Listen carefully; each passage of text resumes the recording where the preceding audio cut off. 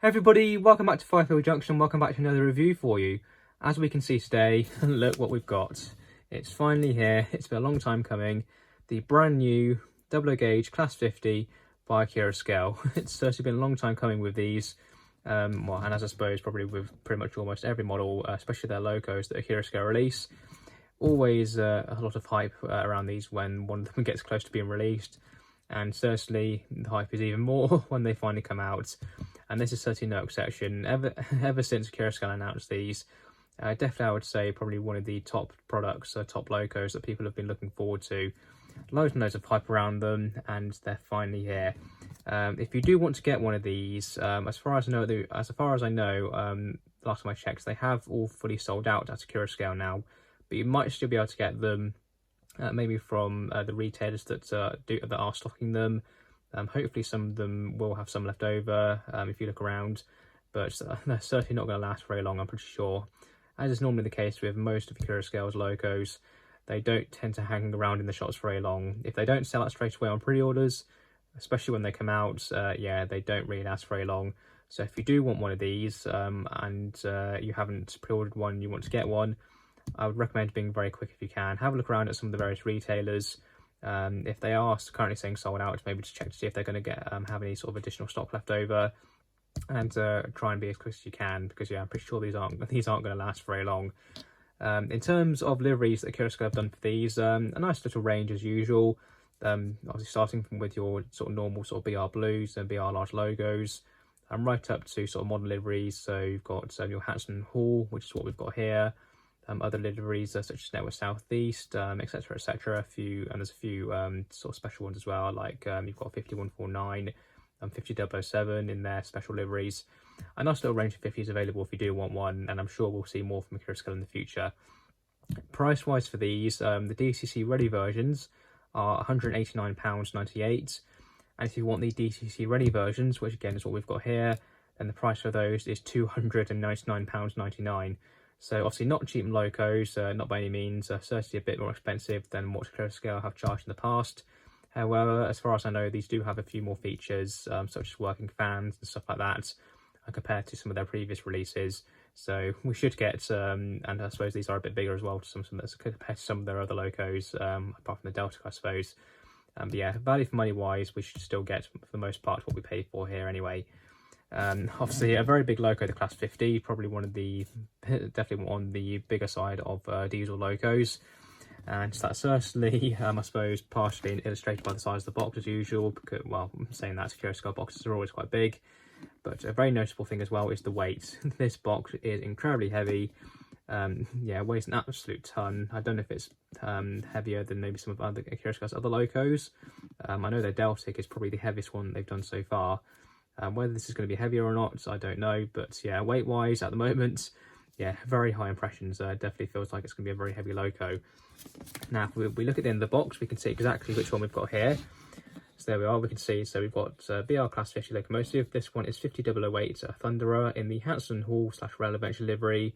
Era 11 sound fitted. So we've got nice, should get some nice quality sound from this, as usual from Accurascales. Obviously 50008, so I'm sure a lot of people do know about this one. Obviously previously it was in the sort of a British special sort of British Rail, I think it was like the Lara Blue, I think it was what it was called. Obviously Hornby have done that model as well, if you wanted it in that livery. Obviously at the moment, these days it's running around with Rail Adventure and Hanson Hall. The livery has changed a little bit since then. The Hanson Hall branding, it's now sort of blue. It's got a blue H instead of a green one, if you like. So even since Accurascales announced this logo, they've already changed the livery, which I suppose is just our luck. But then again, having it in this livery will probably be a bit more suitable for some people. But people can always, I suppose, rebrand it if they wanted to. But anyway, I don't think there's too much else on the box here, apart from, I suppose, we've got a nice drawing on the front as usual from Accurascales. But yeah, I don't think there's much else in the box really for us to look at, so I suppose we might as well get straight in, not waste any more time, and have a look at the logo. So let's get this sort of clear plastic sleeve off the outside first. A bit of a tight fit, that one though. Definitely a bit tighter than I've had previously in some of my other Accurascales boxes. But anyway, let's lift this lid up. haven't had this open yet, by the way. I literally have not taken the opened the box at all yet, so I have no idea what we're going to be presented with in the inside. But anyway, first things first, here we've got the instructions. We'll have a very quick look at these, just to see what we get inside. So open the bag up, and we'll get the paperwork out. If it wants to come on. There we are. So first things first, we'll start from the bottom up, I suppose, finish with the big booklet. So first things first, here we can see a list there of all the different functions, and we'll get to try some of these later. So we can see there all the different functions for all the different lighting functions, all the sound functions as well. I'm guessing it's a bit on the other side as well. Yeah, there we go. So we've got more functions there. It looks like we've got loads and loads of functions, including engine room lighting, which is quite cool. I don't think any of the Accurascales previous logos have had that either. Saying that, yes, of course they have. The 37 had it. Duh. But yeah, it's still very, very nice big list of different functions. So nice amount of sort of I suppose play ability and stuff there with that. That's quite good. And there's a bit more there about, so I suppose that's probably more sort of programming functions and sort of function keys and stuff like that. So that's good. So yeah, that's very good. That'll come in handy later. We'll put that to one side for the moment. And next thing, we might as well start with this here. I think this is probably a bit more, I think this is about the logo, so we'll have a quick look through this. If we can open it up. I'm guessing it's sort of one big sheet. Accurascales seems like to do this as. So yeah, we'll unfold that. It's going to be hard to get this in shots, but hopefully you'll get a rough idea with it. So we can see there a nice big exploded diagram of all of the parts. And yeah, as is usual from Accurascale, a very, very complex logo. But at least it goes into detail there about all the parts, should you need to replace any, and stuff like that, which is good.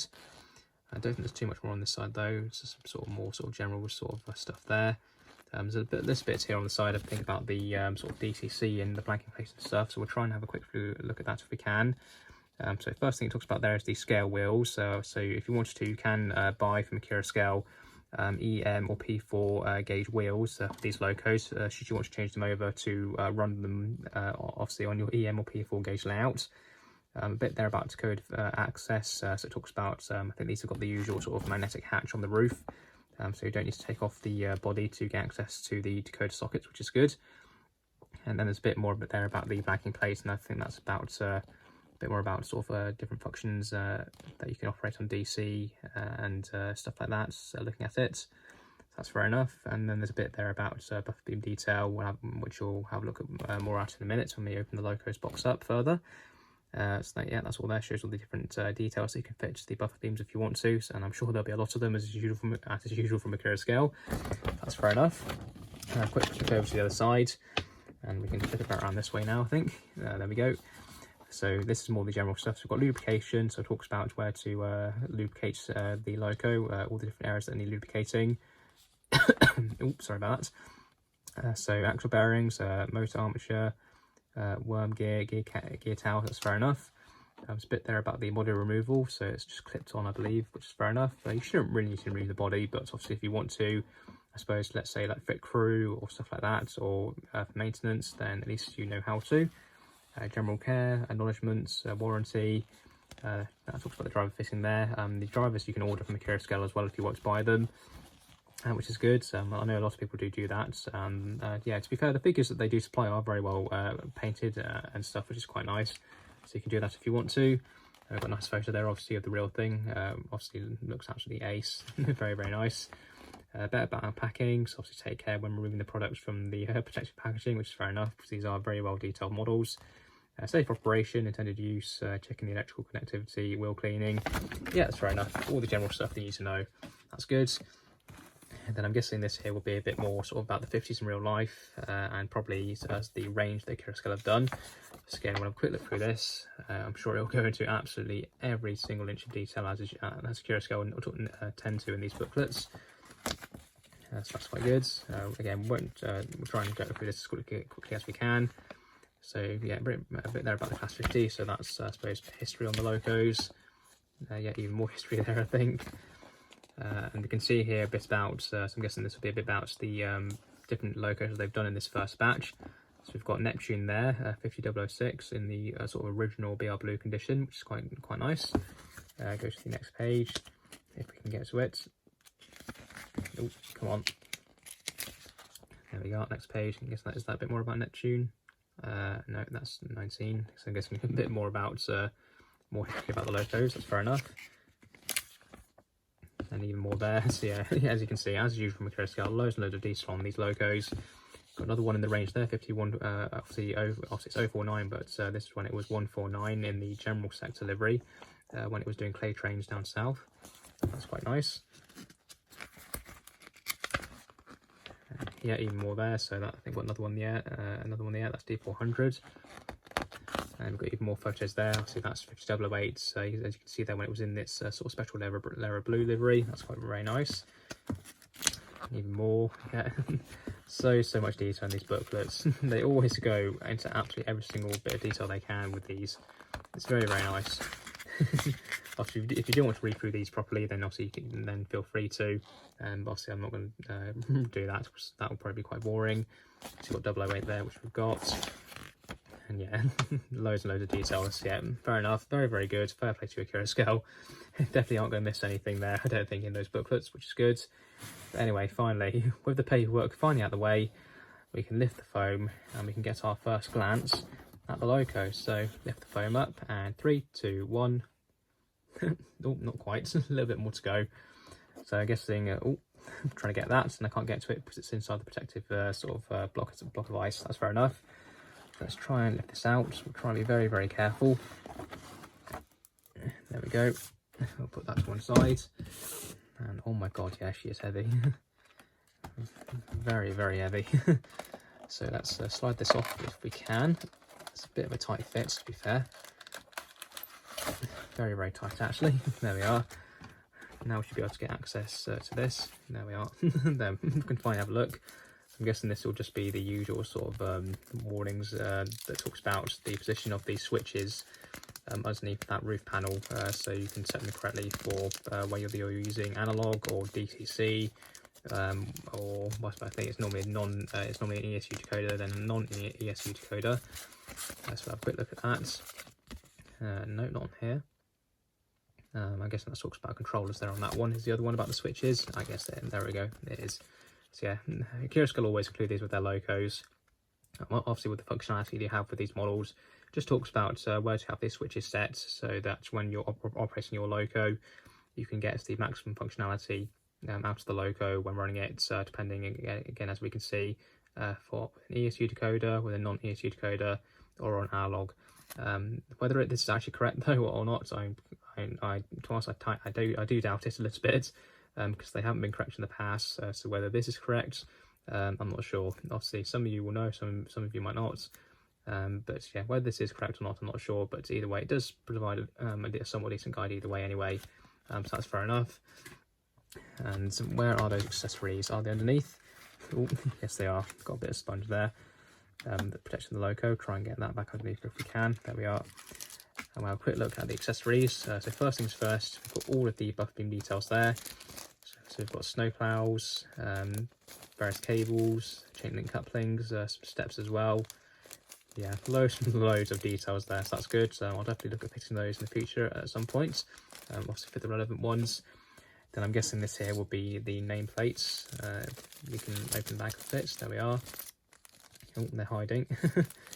There we are. Oh, come on, show yourself. There we are. So you can see there, beautiful etched nameplates with the loco's name on. And then we've also got some little emblems there as well, which is quite nice. There's another one there. I think it's a bit stuck. Is it a bit stuck? Oh, no, there we go. Okay, yeah, that's the same on both sides. That's fair enough. Then is that little headboard there? Oh, yeah, it's a little headboard that says Hoover on it. That's quite cool. Now, does that actually go on the loco's body side itself? I can't see anywhere where it goes. So, yeah, not sure about that one. But either way, very nice addition nonetheless. That'd be good. And also, I'll definitely fit those at some point in the future as well. That's very good. But anyway, I think that's all the accessories out of the way. So we can lift up this flap. And we can finally get the loco out. Let's be very careful. Which is very nicely wrapped up in this plastic. That's fair enough. So let's grab her and lift her up. We'll put her down. And then we can put the packaging to one side. Oh, there we are. And then we'll gently take off this plastic if we can. It's a little bit stuck down. There we are. Put that to one side, get that out of the way. And here we are. And oh my god. Wow. Well, yeah, as I was expecting, first impressions, yeah, plenty of weight. Oh yes, very, very heavy loco, which is good. So I'm sure there'll be absolutely no traction tyres on this. We'll just double check. And yeah, absolutely none. And oh my god, look at that underframe detail there. Look at that. You're not even going to see that when the loco's running, or even on the layout anyway. But they've done it. I'm guessing this is all probably mesh metal grills. Yes, it is. Oh my god. This is going to be a good one. I can feel it. But yeah. This looks absolutely fantastic. The detail, wherever you look, there's just something there to catch your eye. I don't think they could have done any better than this, honestly. It really is incredible. You've got some real chains there on the bogies. Hopefully you can sort of see them there. And even then, just touching the bogies, I'm so scared I'm going to damage something. Because there's so much detail underneath here. so many different separately fitted parts. That's insane. Well, I guess we've got to start somewhere, so I'll start at this end. So first things first, yeah, buffers are sprung, and they feel very good as well. You've got the steps there, a little bit wonky actually, but not too bad I suppose. They are quite flimsy plastic, which is fair enough. I suppose metal would have been better, but either way they've been nicely moulded. Just again, it'd been a bit nicer I suppose if they're a bit straighter. The couplings are the usual sort of kinematic style couplings. Got some nice movement to them there as well actually. Obviously NEM pockets as well, so you can change them for your own couplings if you want to. Got loads of detail on the ends of the cabs there. We've got the cables there, the various sockets, the handrails, obviously the headlights there we'll get to see working later. You've got the horn grills, which I believe are etched metal pieces. I could be wrong. I'm pretty sure they are separately fitted parts though. I'm pretty sure I remember Accurascales mentioning that, I think, when they were talking about the engineering prototypes of these a while ago. I think these are separate. Again, I'm willing to be corrected, but I'm pretty sure they are. But either way, they're very nicely moulded and very nicely painted as well. Got the windscreen wipers there as well on the windscreens, as you'd expect. Got the Locus running number and the Hatson Hall branding, which is very nicely applied. Got the doors there. It looks like they open, to be fair, with how well they've been moulded, but they don't. But they look very good nonetheless. You've got some nice handrails down by the side of the doors as well. There's even engine room detail. I'm pretty sure that is detail in the engine room there. It's just amazing. Sometimes I don't think Accurascales models can get any better. And then you get a loco like this. And it is. Oh, absolutely amazing. Got the Hatson Hall brand, sort of large brand there as well. Again, very nicely applied. Got a bit more detail there behind the windows in the engine room. And the nameplates there, with the emblems. And even then, even though these are just printed, they're incredibly well done. I don't think I can see any blemishes with the paint at all. Really, really nicely done. Further down the loco, we can see there the fuel tanks and all the detail around there. Again, all nicely painted and picked out. Got the battery boxes there with the warning signs on them. You've got the grills on the side, which again are proper grills as well. They feel very nice as well. The other bogie, again, just as good as on the other one. Loads and loads of detail there. You've got the chains. Got the other cab door there. Again, more handrails. I'm guessing the other end will be exactly the same as the other ones. Yep, so we've got another kinematic coupling there. More sprung buffers, which again feel very good. All the detail there. More lighting, more wipers. The cab detail as well. This is going to be good. I can feel it. And oh yes, hopefully you can see inside there. Loads and loads of detail. We have got a bit of a circuit board there though. Which is a bit interesting. I'm not too sure what that's for. I'm guessing, is that probably for the lighting? I expect so. It's a bit of a shame that you can see it from the inside the cab though. It's probably not great, but it's quite low down to be fair. So I suppose from a sort of normal sort of viewing height, you might not be able to see it too much, but it might catch a few people's eyes to be fair. So maybe could have been a little bit better on that design wise. But apart from that, the cab everywhere else, it's just insane. You've even got glazing there on the sort of on the back walls there that sort of separate the corridor behind the doors from the actual cab itself. Really, really good. And you can see, you even see there all the printed detail on the back, on the very back wall there, various warning signs and sort of various information. Absolutely amazing cab. And of course, what else would you expect from Accurascale? The cab detail on their locos is pretty much always out of this world. It's can't really ask for much better, really. And you can see all these sort of dials in there as well, and I'm sure they're going to light up. I mean, come on. They've done it on previous locos, so I really don't see why they won't on this one. And on the other side of the loco, again, just as good as on the other. On the roof, got a very nice, very fine X grill there over the fan, which is going to spin apparently, so hopefully when we activate the function for that later, we'll get a nice spinning fan. You can see the exhaust there. Obviously you can see a bit of the circuit board down there, but I suppose can't hide that too much really. I suppose apart from just making, well, I suppose instead of making it an actual sort of hole in the roof, sort of moulding it over and painting it. But yeah, either way, still very nicely done, very nicely moulded, all nicely fitted. It's just incredible. I really am struggling for words. It's just an absolutely incredible loco. I really don't know what to say. Accurascale, well done. This really is another absolutely fantastic loco. I really am struggling for words. I'm sure you can probably tell. I'm almost stuttering, which I know, well, I do tend to do that a little bit anyway, but I really am struggling for words with this loco. It's just so good. It just looks so amazing. I really don't know what to say about it. If I could give this a higher score than 10 out of 10 on the diesel, I would. I honestly would. Yeah, it's just incredible. Absolutely beautiful. Really can't ask for much better, I don't think, on this. I think all we need to do really is just get her on the layout, get her on the track, and we'll see how she runs. Obviously, she is going to need running in because she's brand new, so we'll give her a quick test first to I suppose check that she actually works.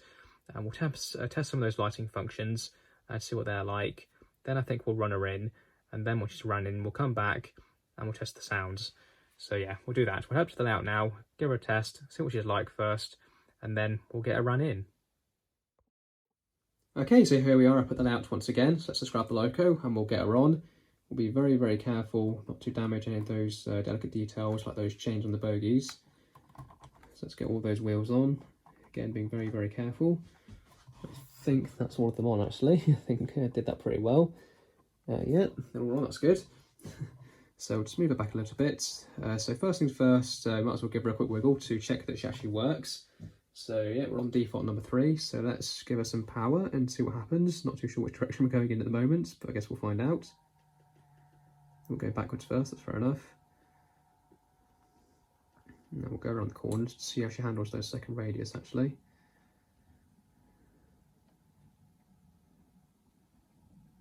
Yeah, that seems okay. So let's bring it to a stop. And come back the other way, bring it back into shot.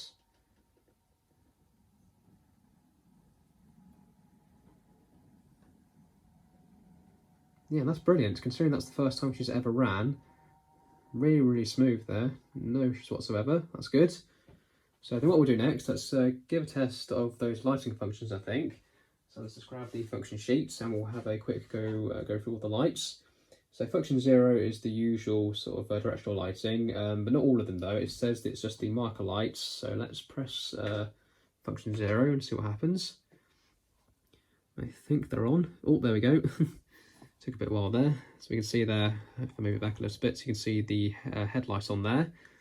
And have we got any lights at the other end? No, that's fair enough. And if we change direction, I'm guessing we'll then get the headlights at the other end. Yeah, which we do, that's good. So next up, the rest of the lighting functions are right at the end of the instructions. What's quite good on this loco is that they've actually included a separate function for each tail light on each side. So you can have either just the left hand one on or just the right hand one on or vice versa. Obviously if you have, you can activate both functions to have both tail lights on if you want to. So we might as well do that next. So if we leave the direction we're going at the moment, so we get the tail lights at this end. So function 19 is the left tail light. So if we activate that, yeah, oh, it was on. Let's turn it off and turn it back on again. There we go. It does, it is coming on, but then it's going off straight away. It's almost flushing, which is a bit weird. If I change direction, is that going to fix it? I highly doubt it. Oh, there we are. Although the headlights does seem to be showing through the headlights there, unless that's how it is on this loco. Hopefully you can see there. I'm not too sure that it's picking it up. I think the camera might pick up a little bit if I get enough shadow on there. You can see we have actually got the headlights on the side there as well, which is quite cool. If I change direction again, yeah, the tail lights isn't actually working. It is a bit weird, but again, it was coming on.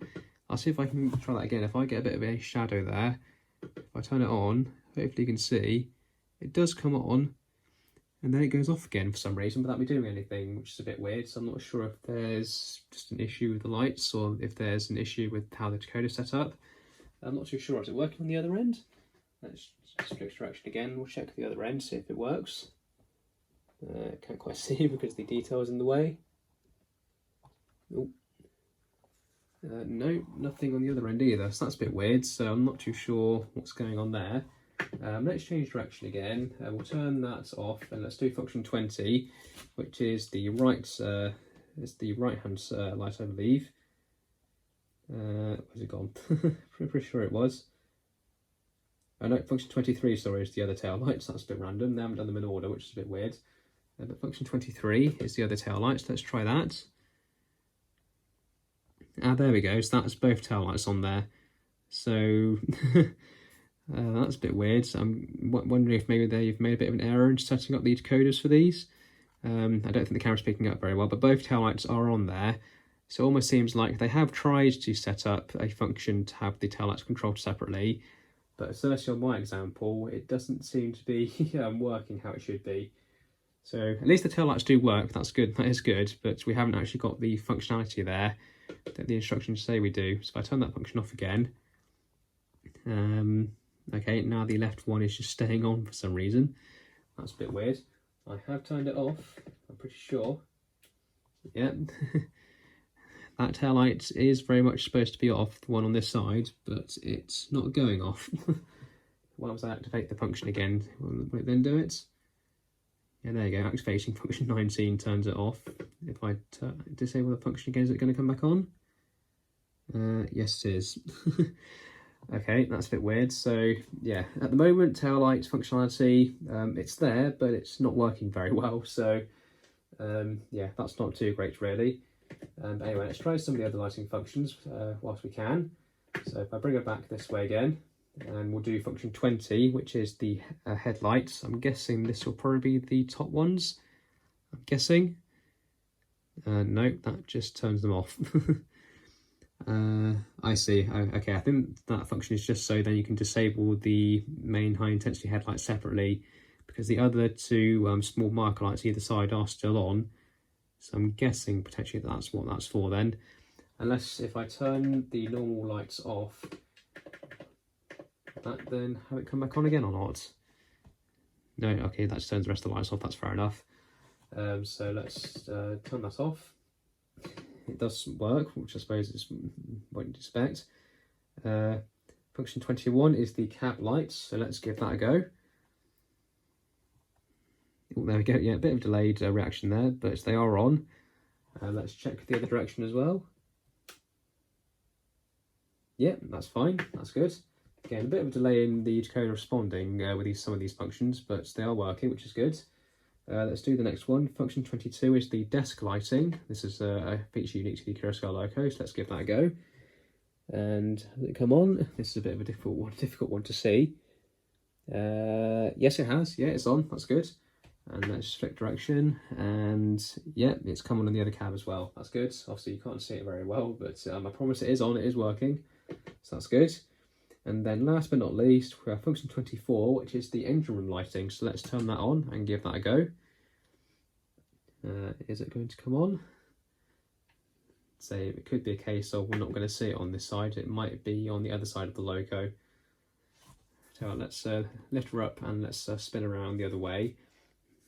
So I think there, yeah, there's a couple more. There's another extra window on this side, and let's see if we can. Let's see it's on this side instead. There we are. So the function is on.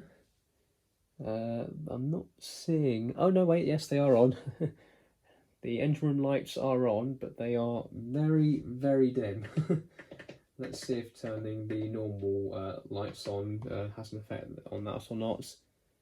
Nope. Apologies that this probably isn't the greatest camera work in the world. But yeah, those engine room lights, they are on. I promise they are on. But they're not very bright. Even adding a shadow doesn't really do anything whatsoever.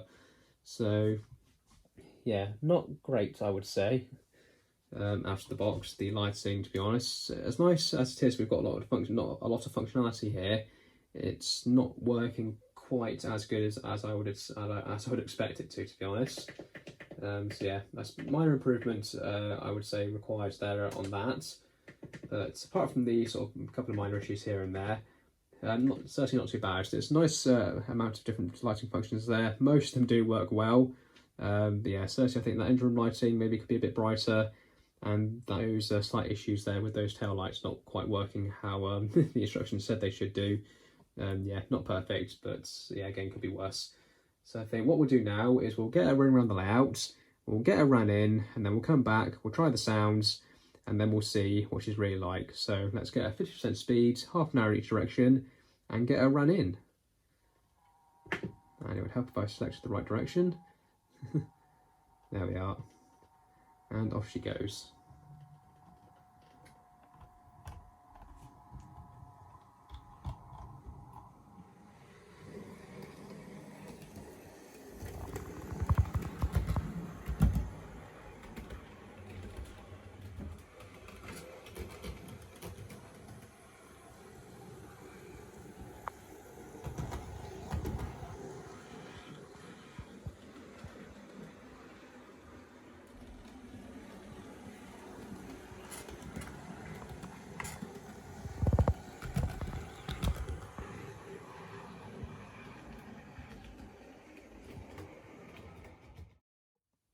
Okay, so you join us an hour later, the loco's now all run in and we're ready to continue. Unfortunately though, that running in, it wasn't absolutely perfect though. Certainly performance-wise, at least on my example, certainly not quite up to the standard that I would normally expect from Accurascale. Nothing major that I would say. Certainly the loco does run absolutely fine for the most part on the layout. The mechanism is very smooth, it's very consistent. I certainly can't fault it there. But you may have noticed in some of those previous clips as the loco was running in, as she was going around to some of the corners, in fact it's most of the corners, she did make some rather unnecessary noises, shall we say. Certainly not the nicest things to hear. And from what I can tell what that is, it's as the loco is going around the curves, some of the bogie detail is actually clashing and with the body. Very specifically, if I just lift the loco off the track, it'll probably be easier to show that way. If I grab like a little screwdriver as well to help point with, is you've got these details here on the bogies and the body side, and I believe as the loco is going around the curves, these details are clashing and creating that quite horrible screeching noise as she's running. It doesn't do it on absolutely every single corner, but it is most of them, and it's certainly obviously not very nice to hear. And she does it at any speed, obviously any speed she's going at. As these are rotating one way or another, they're going to start clashing with things. Which isn't great really, shouldn't really be having issues like that. I know not all of them are like this, from what I've seen. I think pretty much most other people, these locos do seem to run absolutely fine, they don't have an issue like that. But certainly with my example, yeah, not quite perfect unfortunately, which is a bit of a shame because it's a beautiful loco. Honestly, it really does look absolutely amazing. Definitely I would say detail wise probably the best that Accurascale have done so far, but performance wise, if I'm honest, this is probably one of the worst, if not the worst, that I've experienced. Even though I don't have too many of Accurascale's locos, I think I've only got, the other locos I got from this only the 37 and 66. But yeah, I'd say out of those three locos, I would certainly have to say probably this is the worst performer at the moment out of all of them, which again is a shame, but unfortunately it is what it is. I can only review the example that I've got and that I received. I'm happy to keep it. Obviously, there's nothing major wrong with it, and the issues, I suppose I can resolve them myself if I want to. Just probably have to very, very mindly probably trim down the details on the top of the bogies, just so that then they sit a bit lower, so they don't clash with these details on the body. But obviously for a loco like this, that's this expensive, shouldn't have to be doing that, unfortunately. Obviously some people would probably say to send this back. Some of you would certainly recommend that I probably send this back, but I'm happy to keep it. I'm happy to do some tiny little modifications like that. But again, that's just me. Your opinion may differ. But yeah, at the moment, certainly not quite up to the standard that we would normally expect from Accurascale. But anyway, minor issues and horrible noises aside, let's listen to some more pleasant noises, I suppose, would be one way of putting it. So I think what we'll do first is we'll start up the engine this time. Normally when I do go through sound profiles, I would try and do the sounds without the engine running.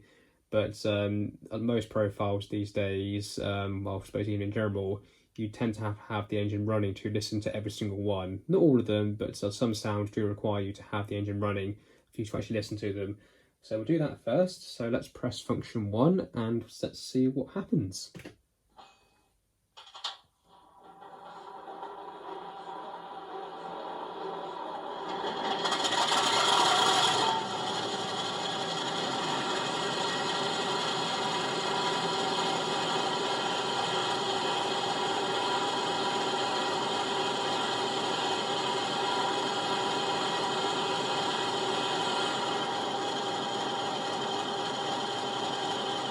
Well, that was quite the start-up, certainly.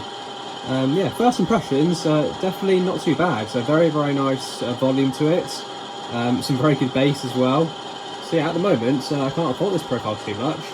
So let's do some more of the functions. Let's do some of the horns.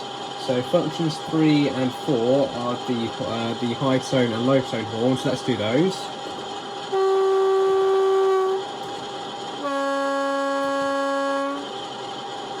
Oh yeah, that's very, very good.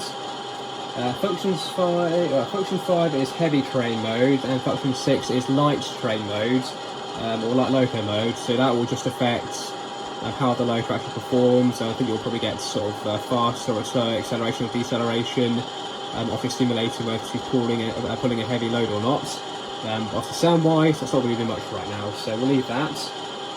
Function 7 is the drive hold. Obviously again, that's not going to do much at the moment, so we'll skip that. Function 8 is the cold start. I won't do that in this video, but other people have done it, so I believe it is quite long, so we'll leave that for now as well. Function 9 is the two-tone horn, so let's do that. Yeah, that's not too bad. Function 10 is the carriage door slam, so let's try that. Yeah, it's quite quiet, but hopefully you can hear it. I'll do it again. Yeah, I don't think you probably can't hear it too well over the engine, but it is there, it is playing. Function 11 is the flange squeal. Again, this probably isn't going to do much at the moment. I expect it probably quite similar to some of the other flange squeal sounds Accurascale have done on their profiles though. Function 12 is the short high tone air horn, so let's do that. Yeah, not too bad. And function 13 is the short low tone horn.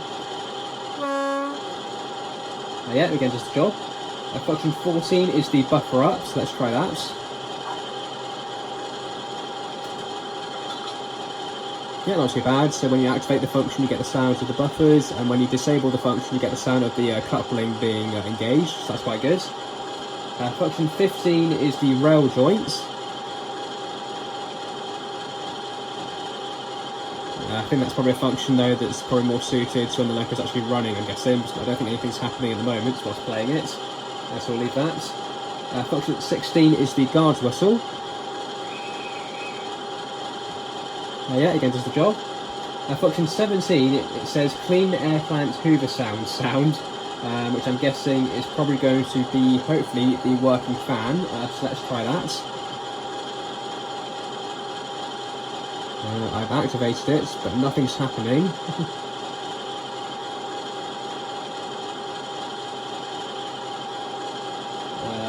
No, nothing's happening on function 17, unfortunately. It could be a case that maybe the fan has to be enabled. I know it does have to be on the DCC ready versions, so maybe I'll try that again later. But yeah, at the moment we're getting no fan sound or anything like that. Function 18 is the fade out sound, so I'm guessing that will just fade out the sound. Yeah, that's exactly as it says. And that's it, I believe. There's no other sounds. So yeah, overall, certainly not a bad profile by any means. Some very good sounds on there. Again, very good quality. It's just a shame that out of the box we're not getting that fan, which is a bit weird. We'll try one more time. And no, still nothing. So it could again be a case of that the fan has to be engaged manually by the user on these switches inside for it to work.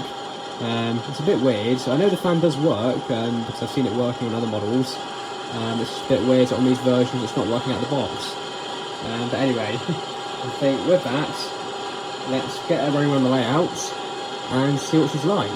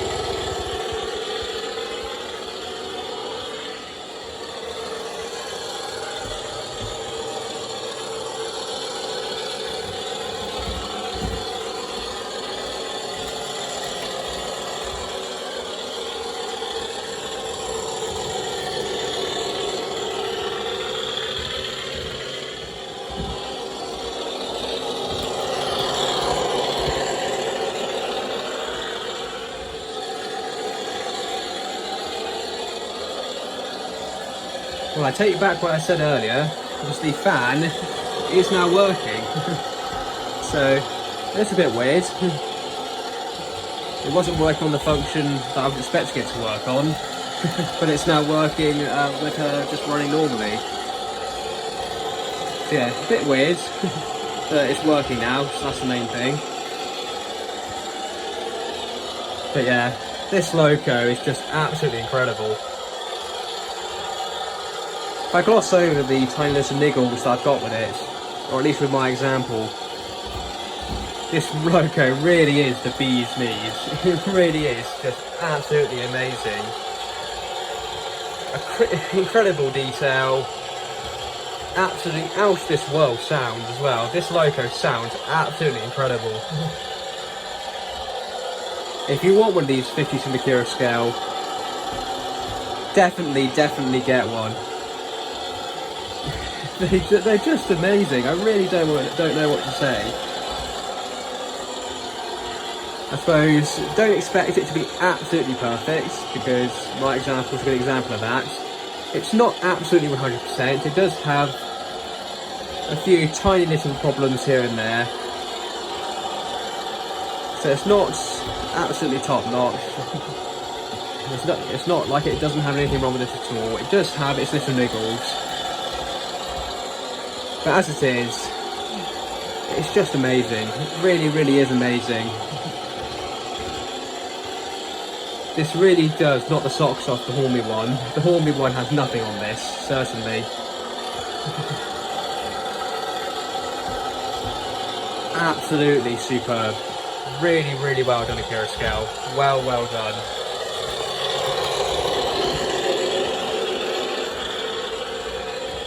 So now let's do some ratings for Accurascale's brand new Hanson & Hall Class 50 with DCC sound. So the detail on this loco, well, what else is it going to be? It's got to be 10 out of 10. The detail on this loco is just absolutely incredible. Accurascale really have absolutely knocked the socks off, I think, most other locos. And with the detail on this, there's so many details all over the place. Some of them that you won't even see, especially on that underframe. The depths that they've gone to really is out of this world. So yeah, can't give anything else. It's got to be 10 out of 10. Really wouldn't mark it lower. The performance on the loco, yeah, overall, for the most part, I can't fault it. The loco runs incredibly well. The only thing that I've marked it down for is that minor issue of going around those curves and with some of the detail catching. Only a minor issue, I would say, but it is a little bit annoying. Shouldn't really be having issues like this on a loco for this price as well. But apart from that minor issue, the performance everywhere else is really good. The loco runs very smoothly, it's very consistent. The sound from the speakers on board, the sound profile is just absolutely incredible. The logo it almost sounds like the real thing, to be honest, when it's running. It really is incredible sound on this model. So yeah, overall, can't fault the performance, just a tiny little niggle, but everywhere else it's absolutely amazing. The quality of the model as well, for the most part, yeah, I can't fault it. The logo is extremely well built, everything's been put together very well. Just a sort of a minor little thing here and there. The lighting, I would say, is one thing. Obviously there's nothing majorly wrong with it. All of the lights do work. It just almost seems like what the functions on the sheets say that the lights will do, they almost don't seem to do it. So I'm almost unsure, is there an issue with the instructions? Have they not been written correctly? Or has the decoder not been set up properly on this logo for the lighting? It's just a tiny little thing like that almost seems to let the model down, like the instructions like saying the logo is going to do something and it does something else. Not really what you expect, and I suppose again having that issue with the underframe detail catching as well, a tiny little thing, but apart from that, everywhere else again, quality very, very good, can't fault it there. Value for money then, it was a bit of a difficult one, I would say, for this.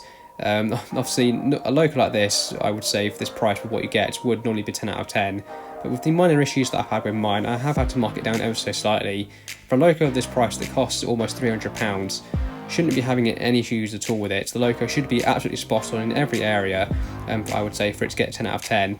But considering that this logo isn't quite perfect, it does have one or two little niggles with it. I have had to mark the value for money down ever so slightly for that. But again, everywhere else for the most part, you definitely get what you pay for. You get a beautifully detailed logo, very, very heavy, amazing performer. Just again, tiny little issues that this logo has on my example. I have had to bring it down slightly. But again, apart from that, it's very, very good. So that's an overall score for this logo of 9.25 out of 10. Very well deserving for sure. It's an incredible model. Unfortunately, it does have, my example does have its couple of little niggles here and there. But apart from that, yeah, very good logo, very well deserving score.